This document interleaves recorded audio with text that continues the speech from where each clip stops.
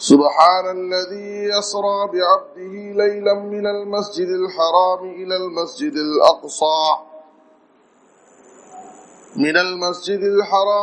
المسجد الأقصى الذي باركنا حوله لنريه من آياتنا إنه هو السميع البصير. وعن ابن مسعود رضي الله تعالى عنه قال: أوتي رسول الله صلى الله عليه وسلم ثلاثا: أوتي الصلوات الخمس، وأوتي خواتيم سورة البقرة، وغفر لمن لم يشرك بالله من أمته شيئا من المقحمات. رواه مسلم في كتاب الإيمان. سبحانك لا علم لنا إلا ما علمتنا إنك أنت العليم الحكيم. رب اشرح لي صدري ويسر لي أمري واحلل عقدة من لساني يفقهوا قولي. رب زدني علما. ہر قسم کی حمد و ثنا، تعریف و ستائش، بڑائی اور بزرگی، عظمت و کبریائی، تنہائی و یکتائی صرف اللہ رب العالمین کے لیے لائق اور زیبا ہے۔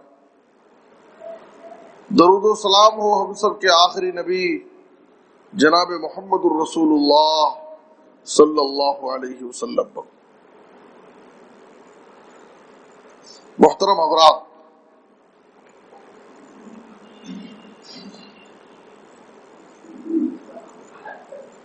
ہجری کیلنڈر کے حساب سے جس مہینے سے ہم اور آپ گزر رہے ہیں یہ رجب کا مہینہ ہے اور اس کے آخری ایام چل رہے ہیں۔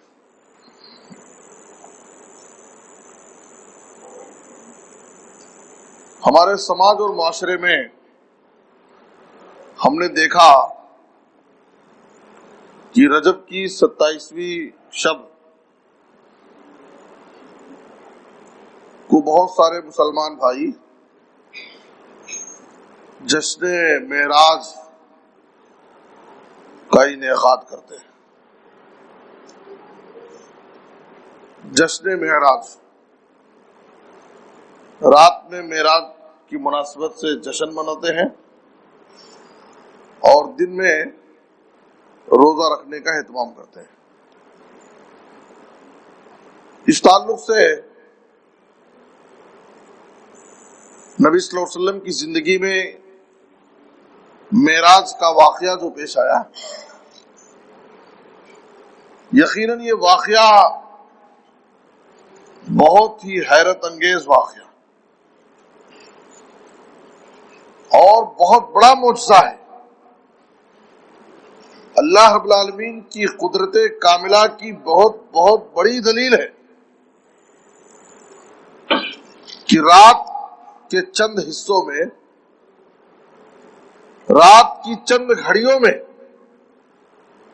اللہ تعالیٰ نے اپنی قدرت سے اپنے پیارے حبیب جناب محمد الرسول اللہ صلی اللہ علیہ وسلم کو مسجد حرام سے مسجد اقصی، پھر مسجد اقصی سے ساتوں آسمان کی سیر،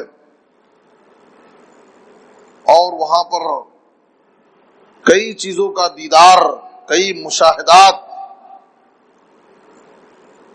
ظاہر ہے کہ یہ سارے کام رات کی چند گھڑیوں میں طے پایا ہے۔ اسی لیے جب آپ صلی اللہ علیہ وسلم واپس اس سفر سے آئے اور اہل مکہ کے سامنے یہ بات بیان کی تو مکہ والوں نے کہا کہ محمد تو دیوانہ ہو گیا، نعوذ باللہ، کہا کہ محمد دیوانہ ہو گیا۔ کیا کسی کی عقل اس بات کو تسلیم کر سکتی ہے کہ رات کی چند گھڑیوں میں اتنا بڑا واقعہ، اتنی لمبی مسافت کوئی طے کر سکتا؟ یہ لوگ اپنے عقل سے اس کو غور سوچ رہے تھے، اپنے عقل سے سوچ رہے تھے۔ جبکہ اللہ رب العالمین کی قدرت، اللہ کی عظمت، اللہ کی بڑائی کا یہ حال ہے کہ اللہ جو چاہے کر سکتا ہے۔ ان اللہ علی کل شیء قدیر، اللہ ہر چیز پر قادر۔ بھاگتے بھاگتے ابو بکر صدیق رضی اللہ تعالیٰ عنہ کے پاس اور کہا کہ اگر کوئی شخص ایسا کہے کہ میں رات کی چند گھڑیوں میں مسجد حرام سے مسجد اقصی گیا، مسجد اقصی سے ساتوں آسمان کی سیر کیا، وہاں یہ دیکھا وہ دیکھا، کیا تم اس بات کو تسلیم کرو گے؟ ابو بکر صدیق رضی اللہ تعالیٰ عنہ نے کہا یہ کیسے ہو سکتا؟ تو اہل مکہ کو، کفار و مشرکین کو مذاق اڑانے کا موقع مل گیا اور کہا کہ جو بات کسی کی بھی عقل نہیں مانتی، کسی کی عقل تسلیم نہیں کرتی، تمہارے ساتھی محمد کا یہ دعویٰ ہے کہ یہ واقعہ میرے ساتھ پیش ہے۔ ابو بکر صدیق رضی اللہ تعالیٰ عنہ نے کہا کہ اگر یہ بات میرے نبی نے کہی اور میرے نبی صلی اللہ علیہ وسلم کے ساتھ یہ واقعہ پیش آیا ہے تو میں اسے تسلیم کرتا ہوں، میری عقل مانے یا نہ مانے، دنیا والے اسے تسلیم کرے یا نہ کرے، لیکن اگر یہ میرے نبی نے یہ بات کہی ہے اور میرے نبی کے ساتھ یہ واقعہ پیش آیا ہے تو میں اسے 100% تسلیم کرتا ہوں، میں اسے مانتا ہوں، اس واقعے کی میں تصدیق کرتا ہوں۔ ابو بکر صدیق رضی اللہ تعالیٰ عنہ کو صدیق کا لقب مل گیا۔ جب دنیا والے جھٹلا رہے تھے، جب دنیا والے ماننے کے لیے تیار نہیں تھے، اس وقت ابو بکر رضی اللہ تعالیٰ عنہ نے اس واقعے کی تصدیق کی۔ ابو بکر اس وقت سے صدیق ہو گئے، ابو بکر صدیق رضی اللہ تعالیٰ۔ میرے بزرگ اور دوستو، واقعہ معراج کس تناظر میں پیش آیا، یہ واقعہ کیوں پیش آیا، اور اس واقعے کی پوری تفصیلات آج کے خطبے میں مجھے آپ حضرات کے سامنے نہیں بیان کرنا ہے۔ اس واقعے کے معراج کے دو پہلو ہیں، ایک ہے اسراء اور دوسرا ہے معراج۔ مسجد حرام سے مسجد اقصی تک کے سفر کو اسراء کہا جاتا ہے اور مسجد اقصی سے ساتوں آسمان کی سیر کو معراج کہا جاتا ہے، اور ان دونوں کو ملا کر کے اسراء اور معراج بولا جاتا ہے۔ ظاہر ہے کہ یہ نبی صلی اللہ علیہ وسلم کی زندگی کا ایک حیرت انگیز واقعہ ہے، بہت بڑا معجزہ ہے، اللہ کی قدرت کاملہ کی زبردست دلیل ہے، اور آپ صلی اللہ علیہ وسلم کی زندگی کا یہ اعجاز بھی ہے اور اعزاز بھی ہے۔ اعجاز یعنی معجزہ بھی ہے اور یہ آپ کے لیے اعزاز بھی ہے، آپ کے شرف، آپ کی سعادت، آپ کی عزت اور آپ کی عظمت کی دلیل بھی کہ اللہ تعالیٰ نے اپنے نبی کو، اپنے رسول کو اپنے پاس بلایا اور ساتوں آسمان کی سیر کرایا۔ یہ نبی صلی اللہ علیہ وسلم کی عظمت کا بھی پہلو ہے، عظمت رسول صلی اللہ علیہ وسلم۔ میرے بزرگ اور دوستو، میں عرض یہ کرنا چاہتا ہوں، اس واقعے کی تفصیلات ہمارے ذہنوں میں ہیں، اتنا اہم واقعہ آپ کی زندگی کا، لیکن احادیث، کتاب و سنت میں، قرآن مجید میں، احادیث کی کتابوں میں، سیرت کی کتابوں میں کہیں بھی اس بات کی وضاحت نہیں ہے کہ یہ واقعہ کس سال، کس مہینے، کس تاریخ کو پیش آیا۔ آپ غور کیجئے، جو چیز جتنی بڑی ہوتی ہے اور جتنی معروف ہوتی ہے اس کی تاریخ تو معروف ہوتی ہے، لیکن میں نے کہا کہ کتب احادیث کے ذخیرے میں سیرت کی تمام مستند کتابوں میں کہیں بھی اس بات کی وضاحت نہیں ملتی کہ معراج کا یہ واقعہ کس سال، کس مہینے میں، کس تاریخ کو پیش آیا۔ اور امت کے بڑے بڑے علماء، اکابرین، محققین، محدثین اس بات میں اختلاف کیے ہوئے ہیں۔ کوئی اس سال کو کہتا تو کوئی دوسرے سال کو کہتا، کوئی کہتا کہ ہجرت سے 1 سال پہلے پیش آیا تو کوئی کہتا ہجرت سے 8 مہینے پیش آیا، کوئی رجب کا مہینہ کہتا تو کوئی رمضان کا مہینہ کہتا۔ اتنا شدید اختلاف۔ صحیح بخاری شریف کی شرح لکھنے والے حافظ ابن حجر عسقلانی رحمہ اللہ نے فتح الباری کے اندر 10 سے زائد اقوال نقل کیے۔ اتنے اختلاف۔ سیرت کے عنوان پر لکھی گئی بہت ساری کتابوں میں سب سے مستند اور محقق کتاب جو اول انعام یافتہ کتاب ہے سیرت کے مقابلے میں عالمی سطح پر، الرحیق المختوم،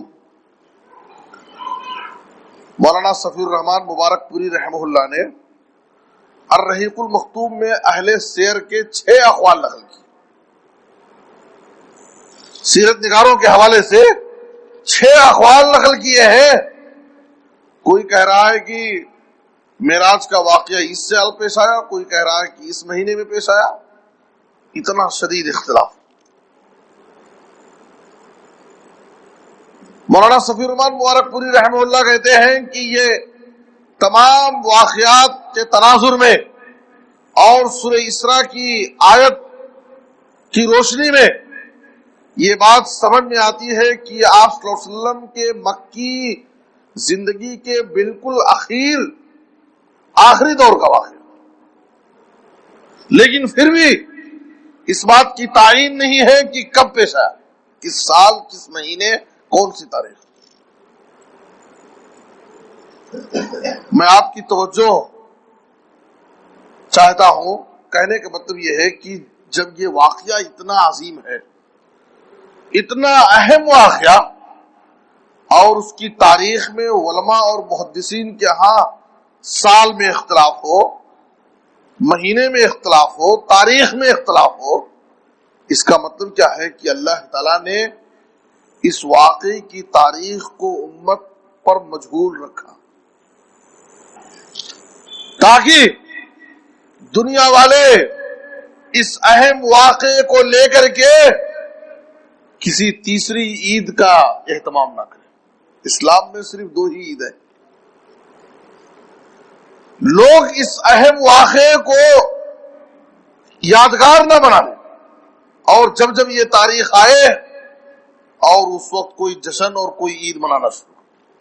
اسی لیے اللہ تعالیٰ نے اس تاریخ کو مجہول رکھ دیا، اور لوگوں میں اختلاف ہو گیا، یہاں تک کہ سال میں بھی اختلاف، مہینے میں بھی اختلاف، تاریخ میں بھی اختلاف۔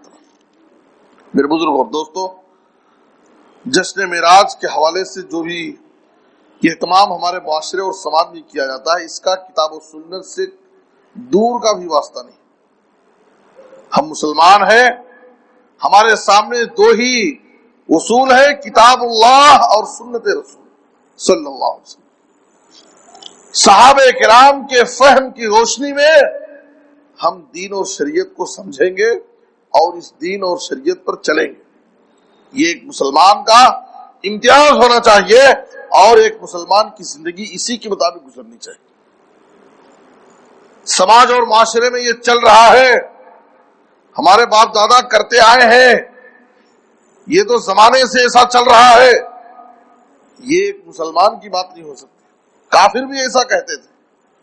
جب نبی صلی اللہ علیہ وسلم نے ان کے سامنے ایک اللہ کی عبادت کی دعوت دی، قولوا لا الہ الا اللہ، اے لوگوں تم صرف ایک اللہ کی عبادت۔ عرب میں کیا چل رہا تھا؟ ان کے باپ دادا اب تک کیا کر رہے تھے؟ خانہ کعبہ میں 360 معبودوں کی عبادت کر رہے، 360 معبودوں کی عبادت اب تک ہو رہی تھی، اور ان کے باپ دادا یہی کر رہے تھے۔ ان لوگوں نے کیا کہا؟ سورہ صاد میں اللہ نے کہا اجعل الآلہۃ الہا واحدا ان ھذا لشیء عجاب. محمد کی دعوت تو بڑی عجیب و غریب دعوت ہے. کہاں 360 معبود اور کہاں ایک معبود. یہ کیا دیوانوں والی بات کرتا ہے محمد. میرے بزرگ اور دوستو، اہل مکہ نے کہا کہ اب تک ہم لوگ 360 معبودوں کی عبادت کر رہے تھے، ہمارے باپ دادا یہی اسی طریقے پر چل رہے تھے، ایک اللہ کی عبادت ہم نہیں کر سکتے. ایک مسلمان کبھی بھی سماج، معاشرے اور ماحول کے مطابق نہیں چلتا، شریعت کے مطابق چلتا. ہمارے سامنے کتاب اللہ، سنت رسول صلی اللہ علیہ وسلم، اور آپ صلی اللہ علیہ وسلم اس دنیا سے جاتے ہوئے آپ جو چیز ہمارے لیے چھوڑ کر کے گئے ہیں وہ کیا ہے؟ کتاب اللہ، سنت رسول. اور آپ صلی اللہ علیہ وسلم نے کہا ترکت فیکم امرین لن تضلوا ما تمسکتم بہما کتاب اللہ و سنت. دو چیزیں میں تمہارے درمیان چھوڑ کے جا رہا ہوں، اگر ان پر مضبوطی کے ساتھ قائم رہو گے، ان کو پکڑے رہو گے، اسی کے مطابق تم اپنی زندگی گزارو گے تو یاد رکھو تم کبھی بھی گمراہ نہیں ہو سکتے. یہ ہدایت کا راستہ ہے، کتاب و سنت کا راستہ، یہ ہدایت کا راستہ ہے، یہ صحابہ کا راستہ، یہ نبی کا راستہ، یہی اس امت کے سلف صالحین کا راستہ. میرے بزرگ اور دوستو، میں واقعہ معراج کے حوالے سے ایک اہم بات آپ کے سامنے رکھنا چاہتا ہوں، اور وہ اہم بات کیا ہے؟ معراج کا تحفہ. نبی صلی اللہ علیہ وسلم نے آپ صلی اللہ علیہ وسلم کی عظمت کے پیش نظر اپنے پیارے حبیب کو اپنے پاس بلایا. ظاہر ہے کہ اپنے پاس بلا کر کے آپ کو تحفے میں کیا دیا؟ تحفہ معراج کیا ہے؟ معراج کا تحفہ کیا ہے؟ اور آج اسی کو ہمیں سمجھنے کی ضرورت ہے. ہم نے تو جشن معراج کا انعقاد کیا، لیکن تحفے معراج کو ہم بھول گئے. معراج کا جو اصل تحفہ ہے، جس میں امت کے لیے پیغام ہے، وہ پیغام امت بھول گئی. میرے بزرگ اور دوستو، صحیح مسلم شریف میں کتاب الایمان میں حضرت عبداللہ بن مسعود رضی اللہ تعالیٰ عنہ بیان کرتے ہیں اوتی رسول اللہ صلی اللہ علیہ وسلم ثلاثا. رسول اللہ صلی اللہ علیہ وسلم کو شب معراج میں 3 چیزیں تحفے میں دی گئی. آج عام طور پر لوگوں میں یہ بات معروف ہے کہ نماز یہ تحفہ معراج کا تحفہ ہے. یقیناً ان 3 چیزوں میں سے نماز یہ معراج کا تحفہ ہے. 3 چیزیں ہیں. سب سے پہلے 5 وقت کی نماز. آپ جانتے ہیں کہ پہلے اللہ تعالیٰ نے اس امت پر 50 وقت کی نماز فرض کی، لیکن جب 50 نمازیں لے کر کے نبی صلی اللہ علیہ وسلم آنے لگے، موسیٰ علیہ السلام کو معلوم ہوا تو کہا کہ میں نے بنو اسرائیل کو آزمایا ہے، یہ تمہاری امت کے لیے بہت مشکل ہوگا، اس لیے اپنے رب کے پاس جاؤ اور اس میں تخفیف کرا لو، تھوڑا کم کرا لو. 50 وقت کی نماز بہت مشکل. نبی صلی اللہ علیہ وسلم آئے، رب سے تخفیف کا مطالبہ کیے، اللہ تعالیٰ نے تخفیف کیا. اس کے بعد تخفیف کرتے کرتے 50 وقت سے 5 وقت کی نماز اس امت پر فرض کی گئی. دن اور رات میں ہر مسلمان مرد و عورت پر 5 وقت کی نماز فرض ہے، جو کسی بھی حال میں معاف نہیں ہے، چاہے آدمی سفر میں ہو، حضر میں ہو، صحت مند ہو، بیمار ہو، حالت امن میں ہے یا خوف و دہشت کے ماحول میں، کہیں بھی کسی بھی حال میں نماز معاف نہیں. یہ ہماری ایمان کی کمزوری ہے اور شیطان کا دھوکہ ہے کہ ہم بڑی آسانی سے چھوٹے چھوٹے بہانے بنا کر کے ہم نماز سے غافل ہو جاتے ہیں اور نماز چھوڑ دیتے ہیں. کیا بھائی آج بہت کام کیے ہیں، ذرا طبیعت بہت سست ہے، سفر سے آیا ہو طبیعت بہت سست ہے، آدمی سو جاتا ہے، فجر کے لیے نہیں اٹھتا. میرے بزرگ اور دوستو، یہ ہمارے ایمان کی کمزوری ہے. نماز کسی بھی حال میں کبھی بھی معاف نہیں. اور ہم جانتے ہیں کہ کھڑے ہونے کی طاقت نہیں، بیٹھ کر پڑھو، بیٹھنے کی طاقت نہیں ہے تو لیٹ کر پڑھو، اشارے سے پڑھو، لیکن پڑھتا. سفر میں مشکل ہے تو 4 رکعت والی نماز کو ہماری شریعت نے آسان کر دیا اور کہا کہ قصر کر لو، 2 رکعت پڑھو، لیکن پڑھنا.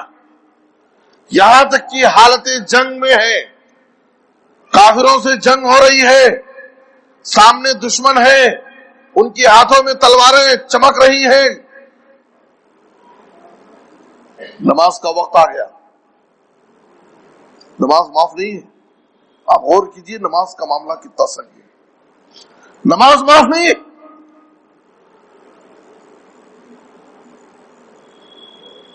جو حاکم وقت ہوگا، فوج کا امیر ہوگا، فوج کو 2 حصوں میں تقسیم کرے گا. آدھی فوج مسلمانوں سے مقابلے، کافروں کے مقابلے میں رہے گی، دشمنوں سے مقابلہ کرے گی، اور آدھی فوج جا کر کے نماز پڑھے گی. جب وہ لوگ نماز پڑھ کر کے آئیں گے تو یہ لوگ دشمن کے مقابلے میں ٹھہریں گے اور یہ جا کر کے نماز پڑھیں گے. آپ غور کیجئے کہ ایسے سخت حالت میں بھی ہم اللہ کی راہ میں ہیں، دشمن سے مقابلہ کر رہے ہیں، دین کی اشاعت اور سربلندی کے لیے لگے ہوئے ہیں، لیکن پھر بھی نماز معاف نہیں. کتنی آسانی سے ہم بہانے بنا لیتے ہیں. طبیعت سست ہے، آرام نہیں ہے، اور لوگ نماز چھوڑ دیتے ہیں. میرے بزرگ اور دوستو، اگر ہم مسلمان ہیں، واقعی آخرت کے دن پر ہمیں ایمان اور یقین ہے، اللہ اور اس کے رسول سے سچی محبت اور عقیدت، تو ہمارے نبی اس دنیا سے جاتے ہوئے جس چیز کی فکر کیے ہیں وہ فکر ہمیں کرنا ہے.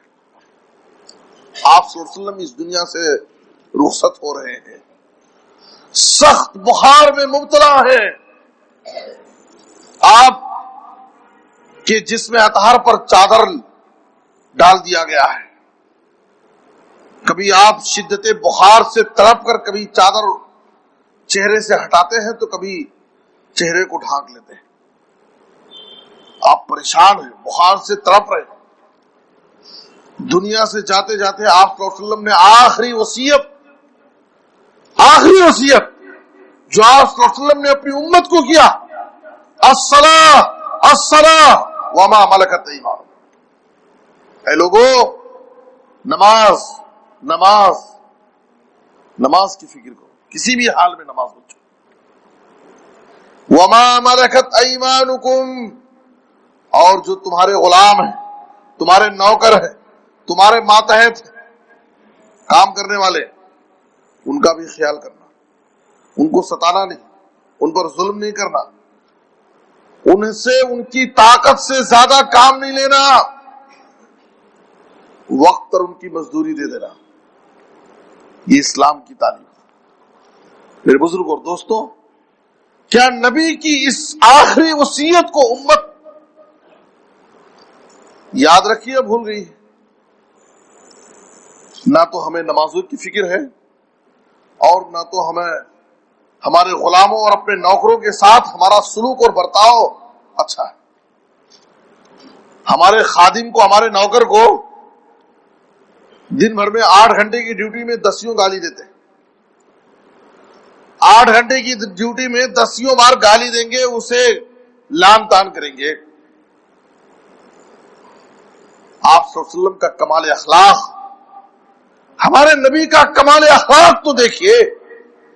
حضرت انس جو خادم رسول ہیں صلی اللہ علیہ وسلم، 10 سال نبی کی خدمت کی ہے، 10 سال نبی کے ساتھ شب و روز گزارے، آپ کے قریب اٹھے بیٹھے ہیں، 10 سال کی خدمت کے بعد امت کے لوگوں کے سامنے بتاتے ہیں ہمارے نبی انسانیت میں لوگوں میں سب سے اچھے اخلاق ہیں۔ اس 10 سالہ خدمت میں کبھی آپ نے مجھ سے کیوں نہیں کا سوال نہیں کیا، یہ کام انس کیوں کیے یا کیوں نہیں کیے، کیوں کا سوال ہی نہیں۔ پھر بزرگ اور دوستو، ہمارا اخلاق، آج دنیا والوں کو اپنے اخلاق بتانے کی ضرورت ہے۔ ظالم سے لیا ظلم کا بدلہ نہ کسی وقت، مارا بھی تو اخلاق کی تلوار سے مارا۔ پھر بزرگ اور دوستو، آج دنیا والوں کو اپنے اخلاق سے متاثر کرنے کی ضرورت ہے۔ آج اس وقت پورے ہندوستان میں جو نفرت کی آگ جل رہی ہے، نفرت کا جو ماحول بنا ہوا ہے،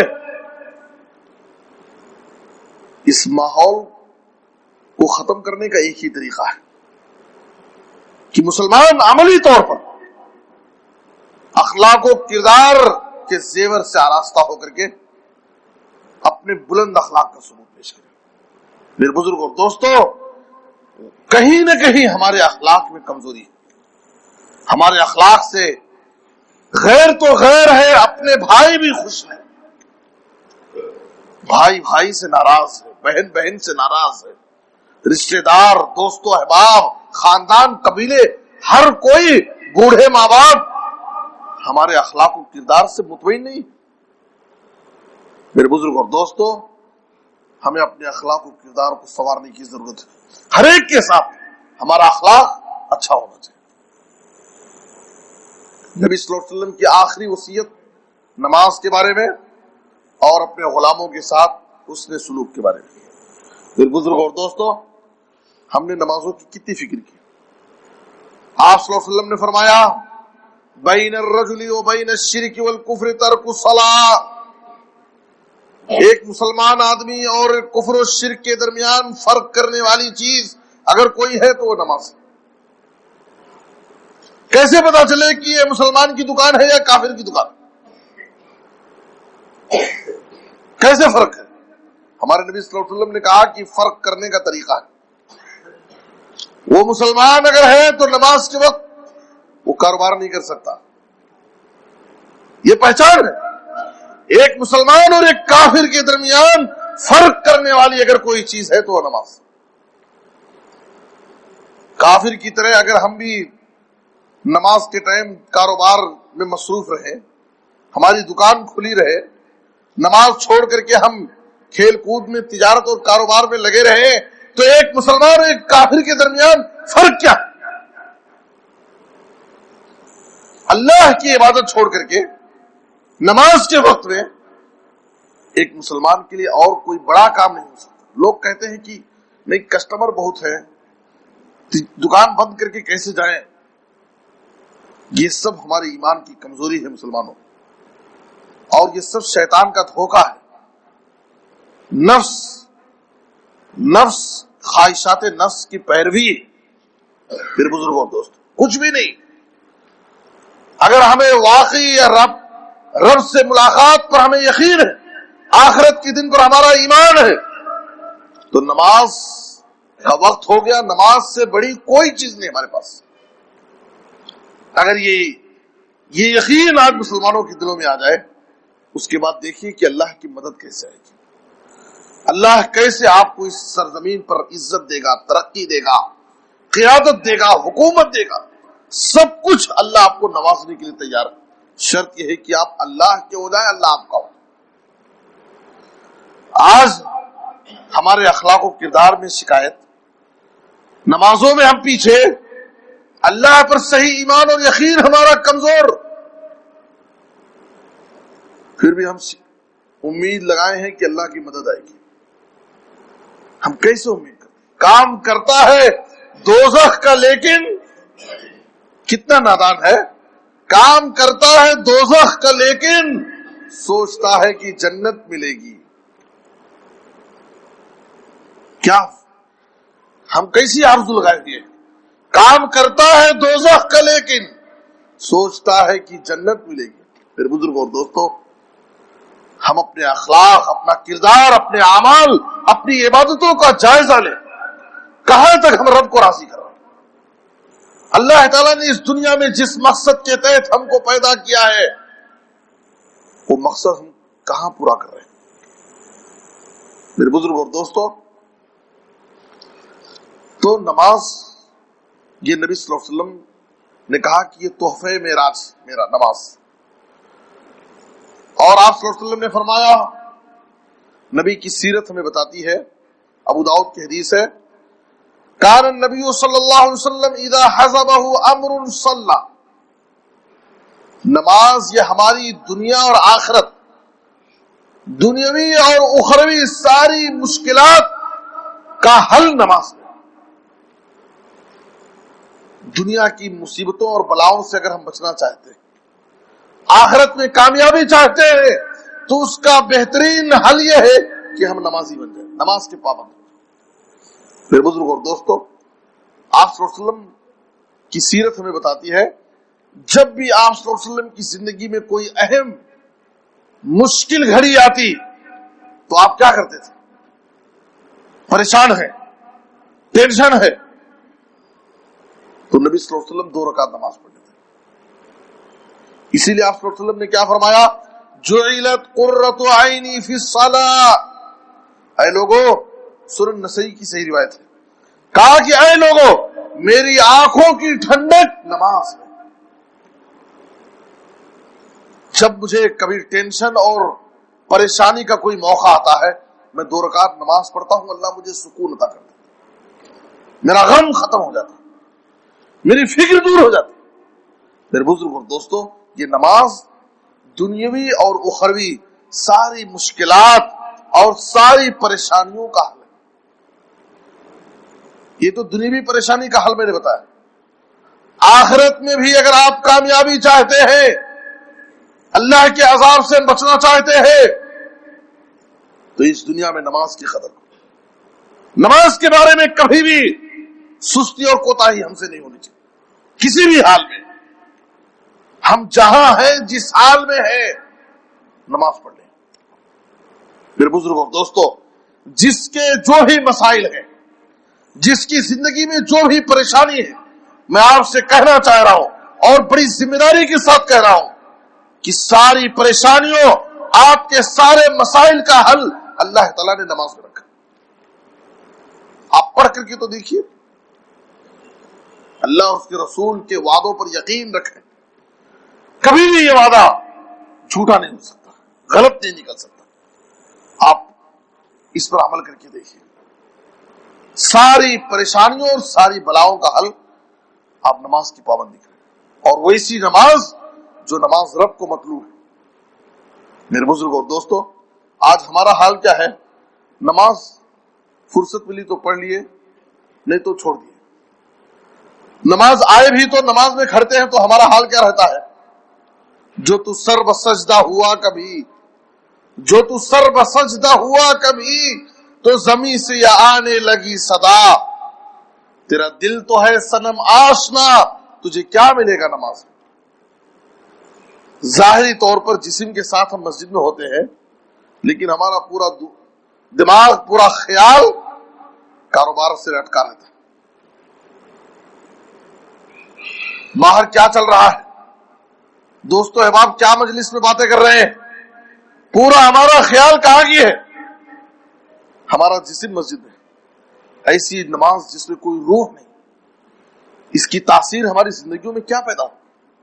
میرے بزرگ اور دوستو، جب ایک مسلمان نماز میں کھڑتا ہے، وہ اپنے رب سے کلام کرتا ہے، اپنے رب سے سرگوشی کرتا ہے، گویا کہ اس کا رب اس کے سامنے کھڑا ہے، اپنے رب سے بات کر رہا ہے.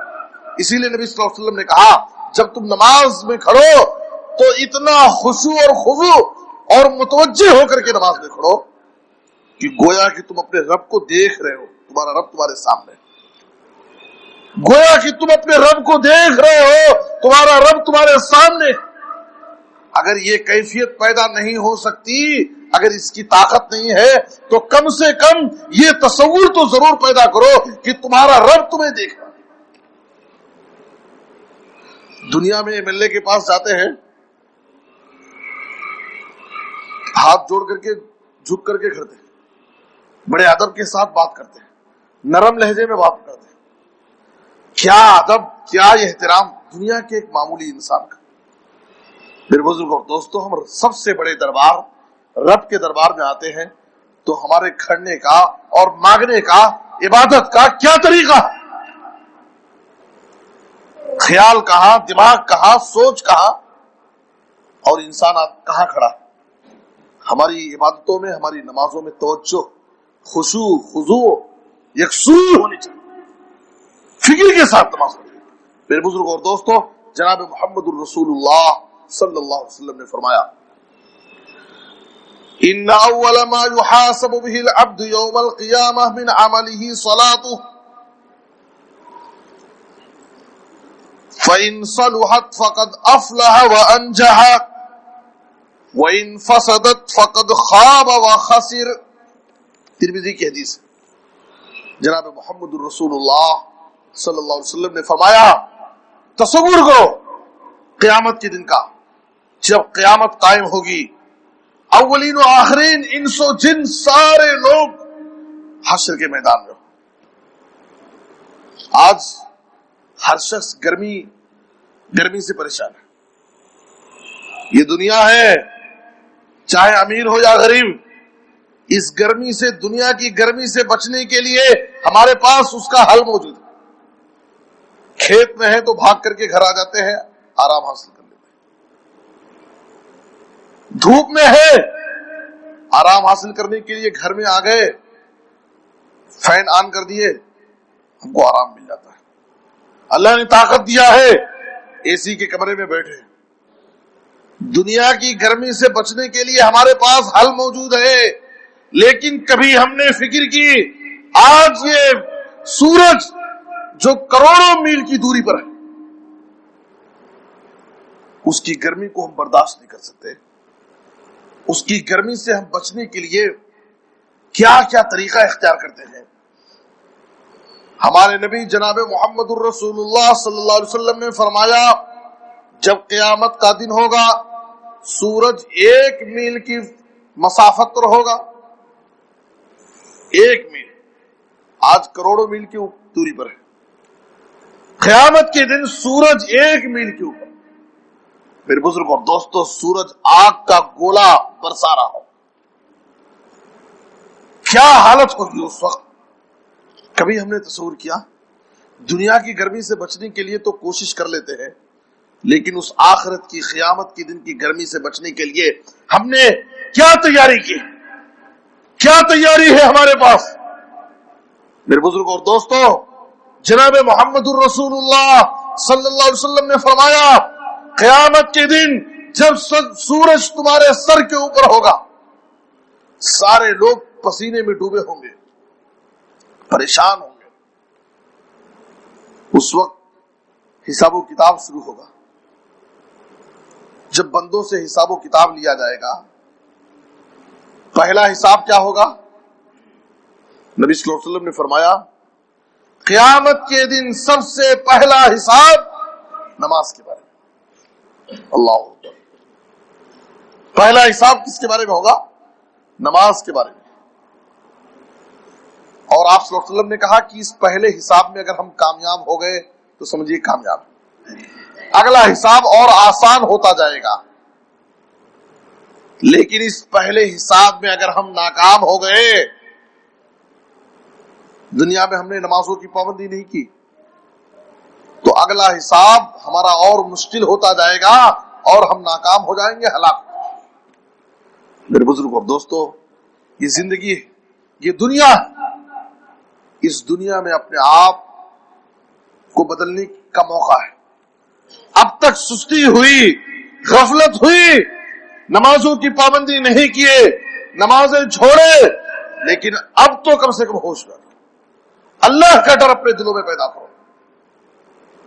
اور اس قیامت کے دن اللہ کے عذاب سے اپنے آپ کو بچانے کے لیے اپنی زندگی میں فکر کرو، توشہ جمع کر لو، نیکیاں تیار کر لو، جو نیکیاں اس دن اللہ کے عذاب سے بچا سکے۔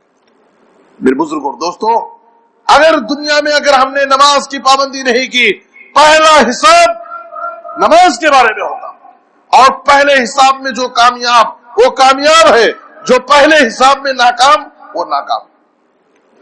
فیصلہ آپ پر ہے، آپ آخرت میں قیامت کے دن کامیاب ہونا چاہتے ہیں یا ناکام ہونا چاہتے ہیں؟ کامیابی کی اگر خواہش ہے تو نماز کے بارے میں کبھی بھی سستی نہیں ہونی چاہیے۔ میرے بزرگوں اور دوستوں، ایک مسلمان جو اللہ پر آخرت کے دن پر ایمان رکھتا ہے، نماز کے تعلق سے کبھی بھی کسی بھی حال میں وہ سستی نہ کرے۔ میرے بزرگوں اور دوستوں، سورہ مدثر کی آیت نمبر 40 سے 45 تک جنتیوں اور جہنمیوں کا مکالمہ بیان کیا گیا ہے۔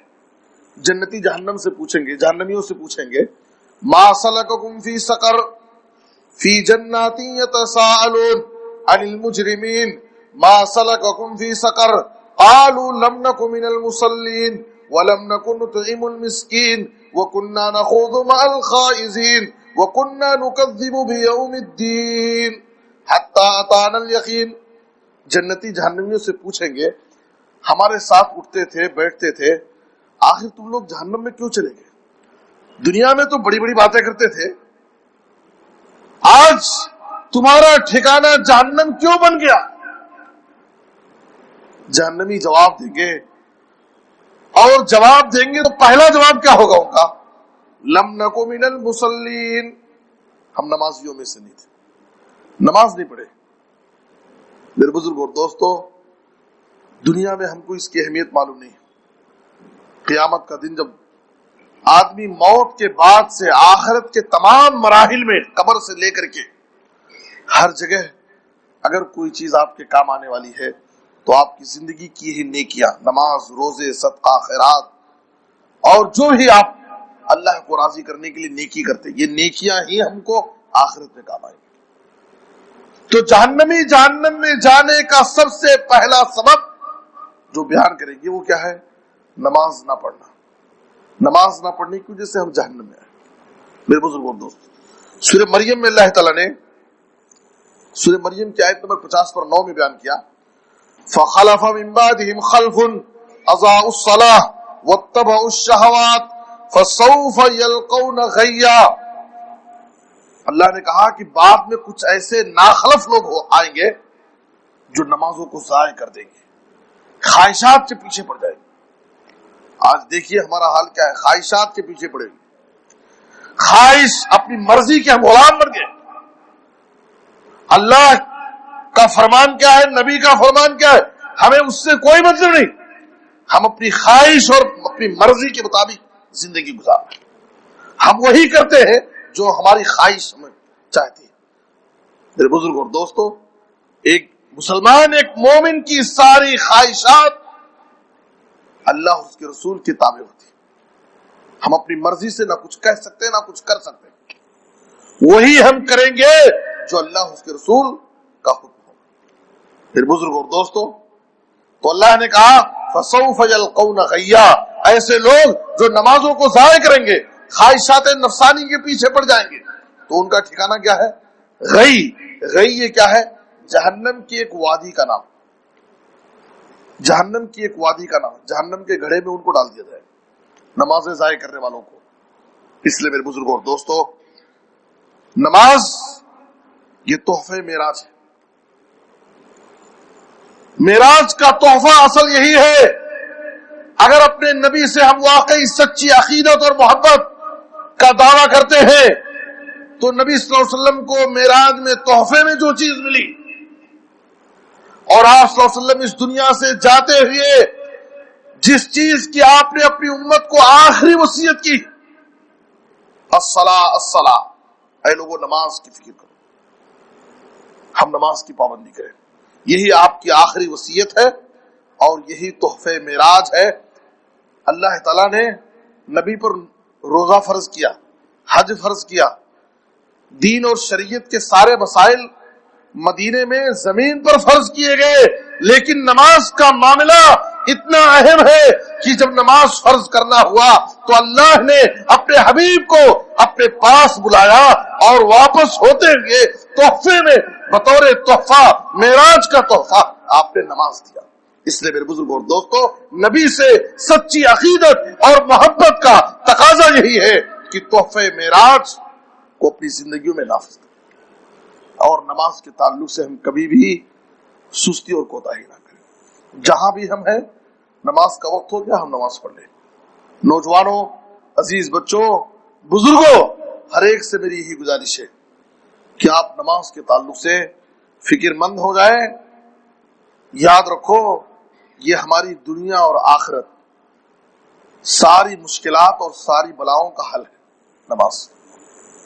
تو میں نے کہا کہ پہلا معراج کا پہلا تحفہ کیا ہے؟ نماز۔ اور نماز معراج کا دوسرا تحفہ جو ہے وہ ہے خواتیم سورۃ البقرہ، سورہ بقرہ کی آخری آیتیں، سورہ بقرہ کی آخری دو آیتیں جو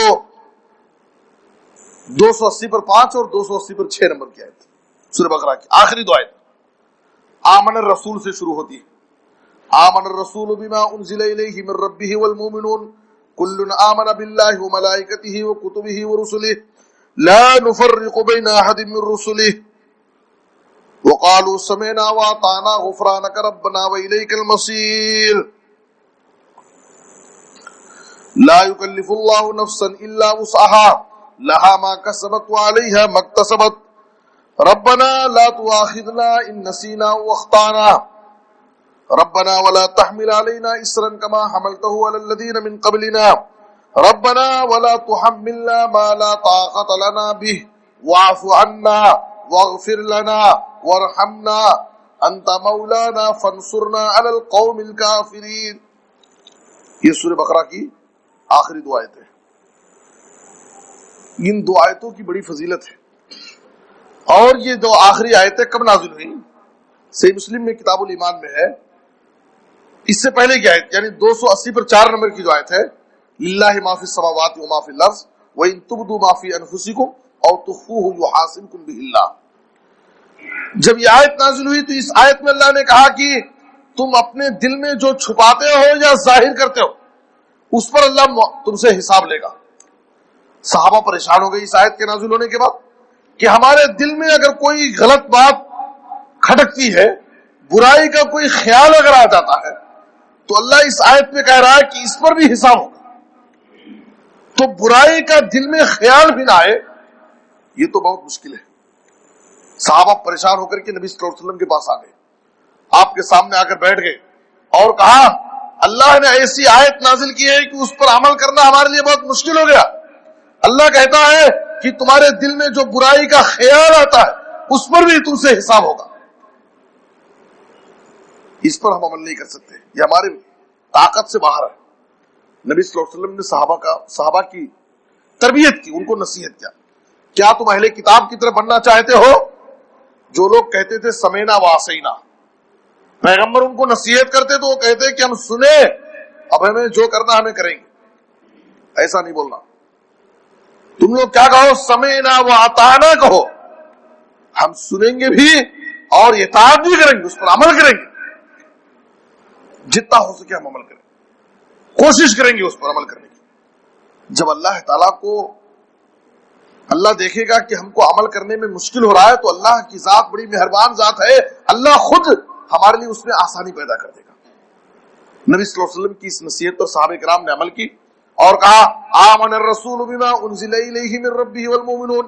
جیسے ہی سمعنا واطعنا کہا، اللہ تعالیٰ نے اس کو منسوخ کر دیا، ختم کر دیا اس قانون کو، اور کہا ناسخ حکم لا یکلف اللہ نفسا الا وسعها، اللہ تعالیٰ کسی بھی نفس کو اس کی طاقت سے زیادہ مکلف نہیں بناتا۔ اس کے بعد ہے دعا ہے ربنا اے اللہ ہمیں معاف کر دے، ہماری بخشش کر، اور ہمارے اوپر کوئی ایسا بوجھ نہ لاد دے جس کو ہم اٹھا نہ سکے۔ جیسے جیسے نبی صلی اللہ علیہ وسلم اس آیت کی تلاوت کرتے جاتے، اللہ تعالیٰ اس کے جواب میں کہتا، ایک روایت میں ہے کہ قال نعم، اور ایک روایت میں ہے کہ اللہ کہتا قد فعلتو، اے نبی تم جو دعا کر رہے ہیں میں نے اس کو قبول کر لیا، میں نے وہ کر دیا۔ تو یہ دو آیتیں بڑی عظیم ہیں میرے بزرگ اور دوستو۔ ان دو آیتوں کی فضیلت کیا ہے میں خلاصے کے طور پر آپ کو بتانا چاہتا ہوں۔ ایک روایت میں نبی صلی اللہ علیہ وسلم نے کہا کہ سورہ بقرہ کی آخری آیتیں آپ کو عرش کے نیچے خزانے سے دی، لم یعطہن نبی قبلی، اور مجھ سے پہلے کسی نبی کو یہ دو آیتیں نہیں دی۔ ایک بات۔ دوسری بات، ایک مرتبہ حضرت جبریل نبی صلی اللہ علیہ وسلم کے پاس بیٹھے تھے، آسمان کچھ آواز آئی، نبی صلی اللہ علیہ وسلم اپنا سر اوپر اٹھائے دیکھنے کے لیے آواز کیسی ہے۔ جبریل علیہ السلام نے کہا دیکھو آسمان کا دروازہ کھولا گیا ہے، اور یہ دروازہ اس سے پہلے کسی کے لیے نہیں کھولا گیا تھا، اور اس دروازے سے ایک فرشتہ اترا ہے، اور یہ فرشتہ اب تک کبھی نہیں اترا تھا، اور وہ فرشتہ جو چیز لایا ہے وہ کیا ہے؟ زمین پر اترا وہ فرشتہ، اور اس نے سلام کیا آپ کے پاس آ کر کے اور کہا ابشر بنورین اوتیتہما لم یوتہما نبی قبلک فاتحۃ الکتاب و خواتیم سورۃ البقرہ لن تقرا بحرف منہما الا اوتیتہ۔ صحیح مسلم کی حدیث۔ کہا کہ وہ فرشتہ آ کر کے سلام کیا اور نبی صلی اللہ علیہ وسلم کو بشارت دی، کہا کہ دو نور کی بشارت، یہ دو نور، اور وہ دو نور کیا ہے؟ آپ سے پہلے کسی نبی کو نہیں دیا گیا ہے، سورہ فاتحہ اور سورہ بقرہ کی آخری دو آیتیں، یہ دونوں بڑی عظیم آیتیں۔ اور کہا کہ سورہ فاتحہ اور سورہ بقرہ کی آخری آیتوں کا ایک ایک حرف پڑھیں گے تو اللہ تعالیٰ اس کے مطابق آپ کو دے دے گا، آپ کی دعا قبول کرے گا اور اللہ آپ کو نواز دے گا۔ تو یہ دو آیتیں سورہ بقرہ کی بہت عظیم ہے۔ صحیح بخاری اور مسلم کی ایک حدیث میں تو یہ ہے من قرأ بالآیتین من آخر سورۃ البقرہ فی لیلۃ کفتہ، جو شخص رات میں سورہ بقرہ کی آخری دو آیتیں پڑھ لیتا ہے تو یہ دو آیتیں اس کے لیے کافی ہو جاتی۔ کس کے لیے کافی ہو جاتی؟ امام نووی نے لکھا ہے من الشیطان وقیل من الآفات وقیل من قیام اللیل ویحتمل من الجمی۔ بعض علماء کہتے ہیں کہ شیطان کے شر سے بچانے کے لیے آیت کافی ہے۔ اب شیطان اور جنات کا کوئی نقصان تمہارے کو نہیں ہو سکتا اگر رات میں سورہ بقرہ کی آخری دو آیتیں پڑھی۔ اور کہا کہ ہر آفت اور بلا سے یہ دونوں آیتیں بچا لیں گی اگر رات میں ہم پڑھ لیں گے یہ دو آیتیں۔ اور بعض محدثین نے تو یہاں تک کہ لکھا ہے کہ یہ قیام اللیل کے لیے کافی ہو جائیں گی، یعنی اگر اللہ چاہے گا تو قیام اللیل کا اجر و ثواب بھی دے دے گا ان دو آیتوں کے پڑھنے کی وجہ سے رات میں۔ یہ اللہ کا فضل ہے۔ اور بعض علماء نے کہتے ہیں ہو سکتا ہے کہ یہ ساری چیزیں یعنی شیطان کے شر سے بھی اللہ بچا لے، ساری آفتوں اور بلاؤں سے بھی اللہ بچا لے، قیام اللیل کا ثواب بھی دے، یہ سارے فائدے بھی حاصل ہو سکتے صرف سورہ بقرہ کی آخری دو آیتیں۔ میرے بزرگ اور دوستو، نبی صلی اللہ علیہ وسلم نے سونے کے وقت، رات میں سونے کے وقت بہت ساری دعائیں اور سورتیں پڑھنے کی تعلیم دی، اور نبی صلی اللہ علیہ وسلم نے اس پر عمل کر کے دکھایا۔ آج ہمارا حال کیا ہے؟ ہم شکایت کرتے ہیں کہ بچہ رات میں سوتا ہے تو ڈر جاتا ہے، رات میں برے برے خواب دیکھتا ہے، ہمارے گھر میں یہ بلا ہے، یہ آفت ہے، یہ بیماری، یہ پریشانی۔ میرے بزرگ اور دوستو، ہم اپنے گھروں میں خود شیطانوں کو پال لیے۔ آج ہمارا گھر کیا ہے؟ ہمارا گھر سینما ہال بن گیا ہے۔ ہمارا گھر موبائل کی وجہ سے، انٹرنیٹ کی وجہ سے گھر سینما ہال بن گیا۔ آج ہمارے نوجوان بچے کیا کرتے ہیں؟ ہماری دین اور ہماری شریعت کہتی ہے کہ رات میں دعائیں پڑھ کر کے، وضو کر کے، قرآن کی سورتیں پڑھ کر کے سو۔ اسی حال میں اگر تمہاری موت ہو گئی تو تمہاری موت توحید پر، ایمان پر ہوگی، اور ہر قسم کی بلا اور آفت سے اللہ تمہاری حفاظت کرے گا۔ آج ہمارے نوجوان بچوں کا حال کیا ہے؟ موبائل فون لے لیے، انٹرنیٹ چل رہا ہے 4G 5G، اور باقاعدہ فلمیں دیکھ رہے ہیں، گانے سن رہے ہیں، ایئر فون لگا ہوا ہے کان میں، اور اسی حال میں ہم سو جاتے ہیں۔ جو منظر دیکھتے دیکھتے سوتے ہیں، ہمارے خواب میں راتوں میں سونے کے بعد وہی منظر دکھائی دیتا، پھر بولتے ہیں کہ بچہ ڈرتا ہے، بچہ یہ خواب دیکھتا ہے۔ میرے بزرگوں دوستو، ہم خود اس کی ذمہ دار ہیں۔ شیطانوں کو ہم خود اپنے گھروں میں پناہ دیے۔ نبی صلی اللہ علیہ وسلم نے کہا قرآن کی تلاوت کرو، سورہ بقرہ گھروں میں پڑھو، شیطان اس گھر میں پناہ نہیں لے سکتا جس گھر میں سورہ بقرہ کی تلاوت۔ آج ہمارے گھروں میں قرآن کی تلاوت آنے کے بجائے آج فلمی گانوں کی آوازیں ہمارے گھروں میں آ رہی ہیں، گانے چل رہے ہیں، فلمیں دیکھی جا رہی ہیں، پھر ہم کیسے یہ امید لگاتے ہیں کہ اللہ کی مدد آئے گی، رحمت کے فرشتے آئیں گے؟ میرے بزرگوں دوستو، ہمیں اس جانب توجہ دینے کی ضرورت ہے۔ تو سورہ بقرہ کی آخری دو آیتیں یاد کرنا بہت مشکل نہیں ہے، یاد کر کے دیکھ کر نہیں پڑھ سکتے تو کم سے کم قرآن دیکھ کر کے پڑھے۔ آپ رات میں پڑھ لیں، چاہے مغرب کی نماز کے بعد پڑھیں، عشاء کے بعد پڑھیں، سونے کے وقت پڑھیں۔ سورہ بقرہ کی آخری دو آیتیں پڑھنے کے بہت سارے فائدے۔ اور آخری چیز نبی صلی اللہ علیہ وسلم نے کیا کہا؟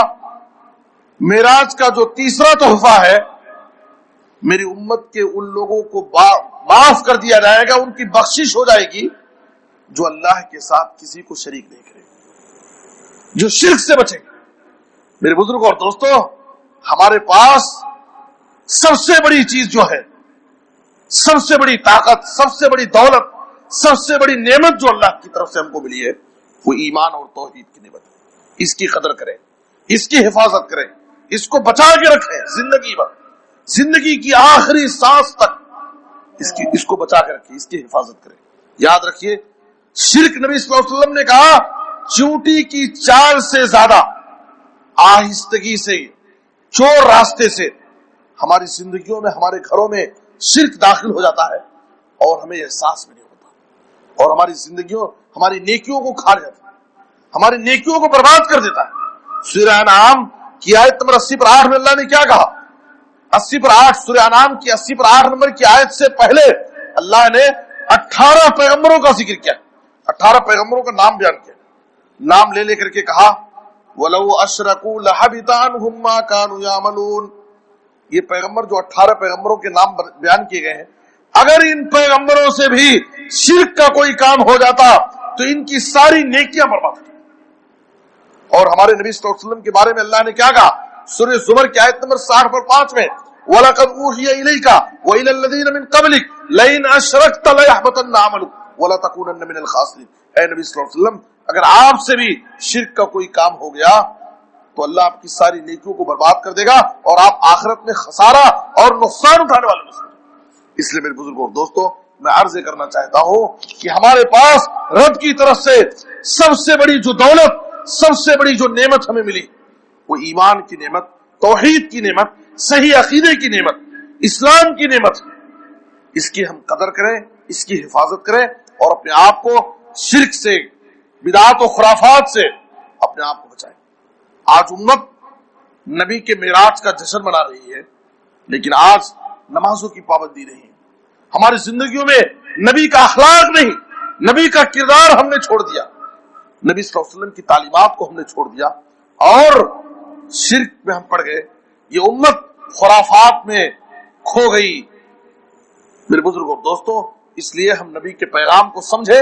معراج کا جو تحفہ ہے وہ سب سے پہلی 5 وقت کی نماز، اور دوسرے قرآن مجید کی سورہ بقرہ کی آخری 2 آیتیں، اور تیسرے شرک سے نفرت۔